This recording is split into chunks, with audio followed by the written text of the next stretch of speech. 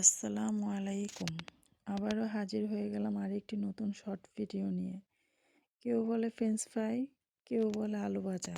আমার কাছে আলু ভাজাটা বলতেই বেশি ভালো লাগে। তো আজকে সন্ধ্যার নাস্তা হিসেবে ছেলেকে আলু ভেজে দিলাম। আলু ভাজা খেতে আমার ছেলে অনেক পছন্দ করে। প্রায় সময়ই বলবে, আম্মু আমাকে একটু আলু ভাজা করে দাও। সাদামাটা আলু ভাজা ভাজতে তেমন আমার ভালো লাগে না, তাই আমি অনেক মশলা ইউজ করি আলু ভাজার মধ্যে। আর আলু ভাজাটা মশলা দিয়ে ভাজলেই আমার কাছে মনে হয় খেতে খুবই সুস্বাদু লাগে, আর আমার ছেলেরও খুব পছন্দ। তাই আমি সব রকমের মশলাই বেশি ইউজ করি আলু ভাজার মধ্যে। খেতেও খুব সুস্বাদু হয়, আর আমার ছেলেরও খুবই পছন্দের একটা খাবার। তা আপনারাও চাইলে মাঝে মধ্যে বাচ্চাদের সন্ধ্যাবেলা একটু আলু ভেজে দিতে পারেন সন্ধ্যার নাস্তা হিসেবে।